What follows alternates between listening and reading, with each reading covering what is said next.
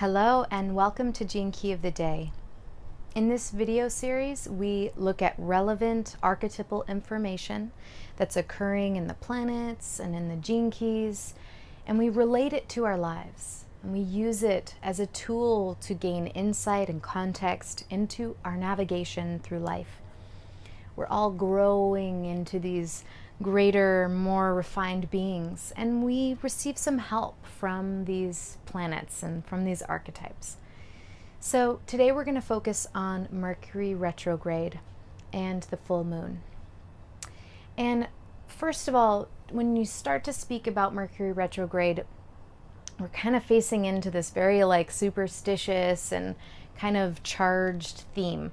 And I just want to kind of get down to the bare essentials. For me, what Mercury Retrograde is a time of review and this really great opportunity and process of readjusting, of uncovering things that were previously unconscious and bringing them out so that we can have a breakthrough and kind of make a shift in our lives.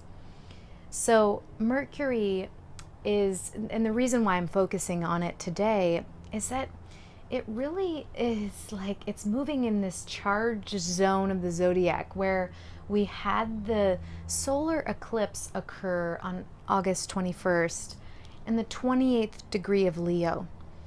And actually Mercury, as it's retrograding, is going to stop and station direct on September 5th at 28 degrees Leo. So obviously there's something occurring here. And for me, I feel like the solar eclipse, which is a new moon, planted this very important seed in our human consciousness that has something to do with this 29th gene key that moves from the shadow of half-heartedness to the gift of commitment and the city of devotion.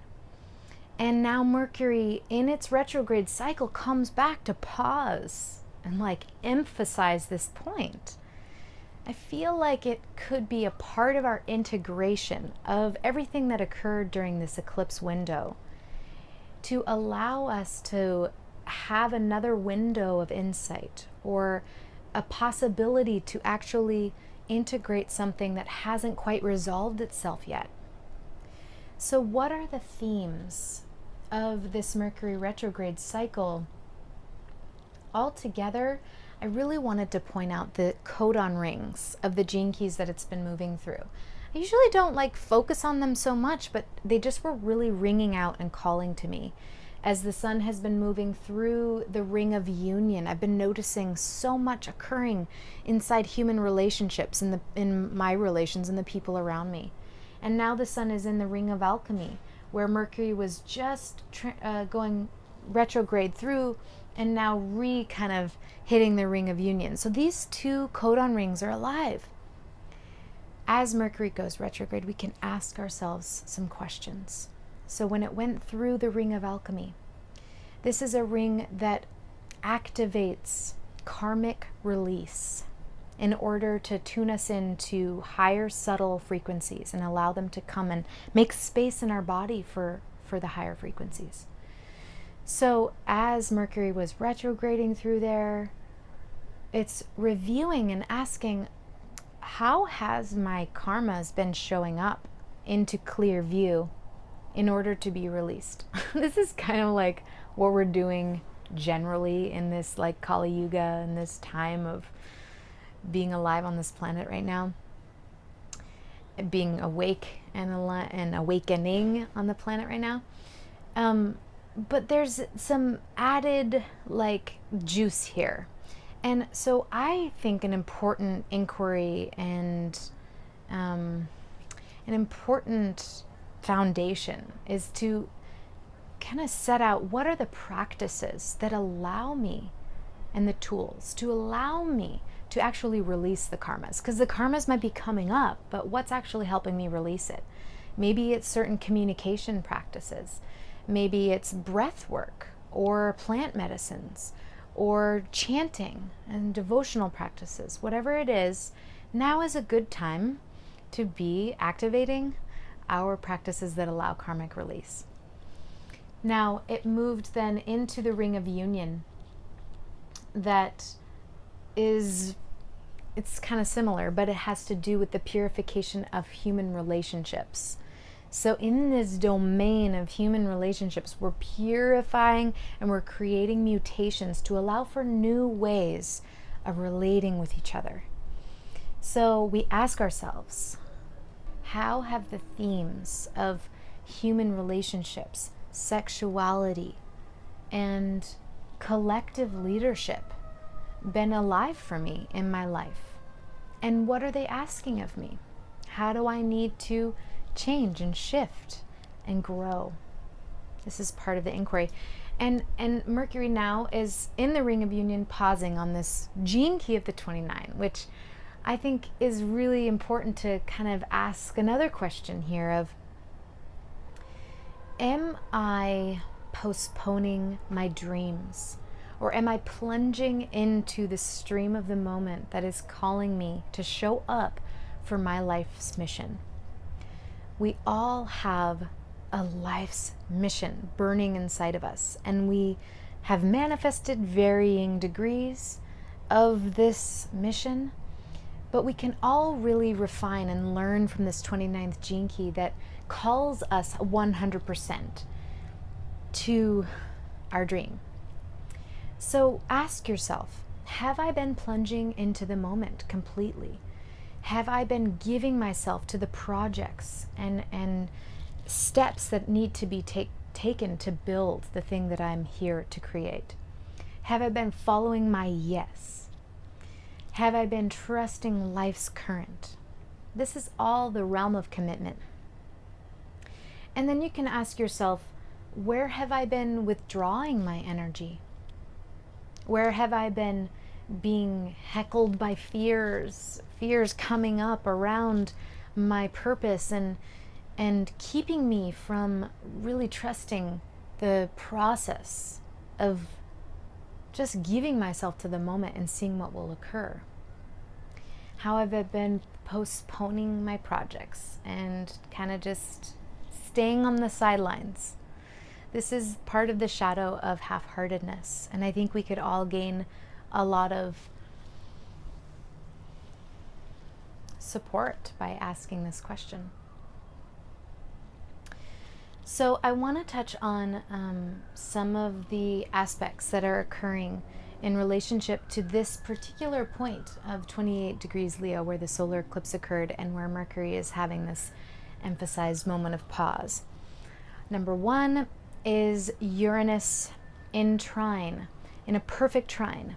It's at 28 degrees Aries, in the third gene key that moves from the shadow of chaos to the gift of innovation and the city of innocence.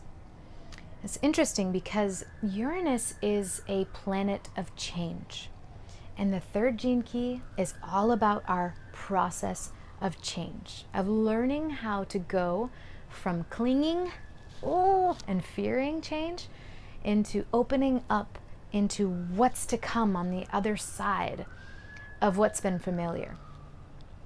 So with Uranus in the third gene key, we are being asked to break down our single-celled little organism, individual consciousness, to actually break through our membrane and come into collaboration and cooperative, innovative relationships with our brothers and sisters, with our fellow humans.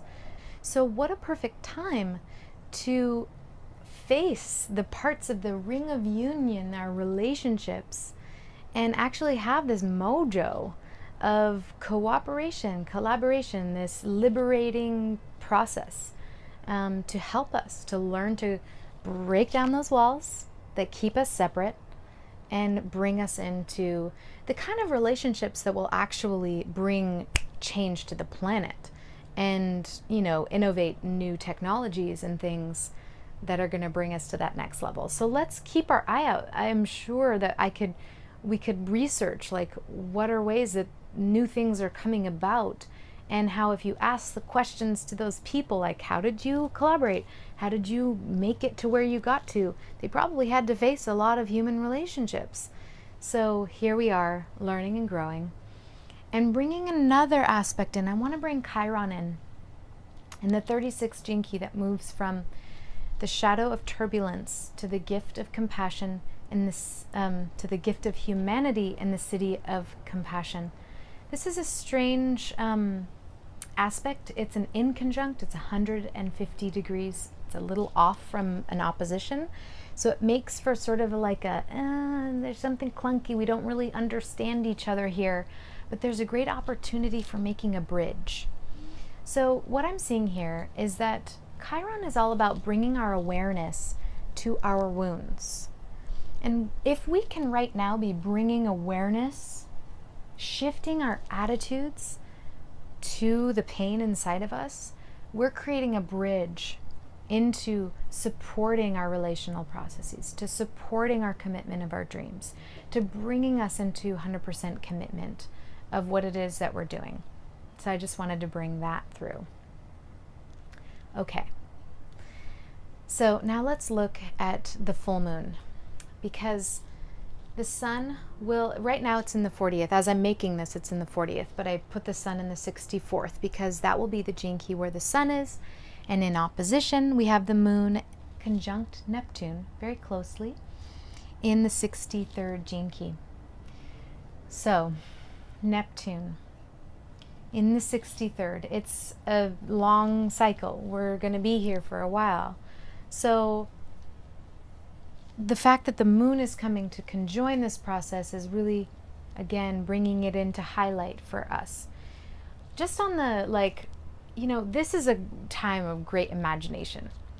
The gift of imagination, the planet of imagination are teaming up to open up this portal where I feel like a lot of visionary creativity, tuning into our dreams, opening up into the visionary realms is really going to be up. And this is September 6th is the full moon. Now, working with the 63rd gene key from doubt to inquiry and to the city of truth is really like Neptune will dissolve things. So it's dissolving our doubt.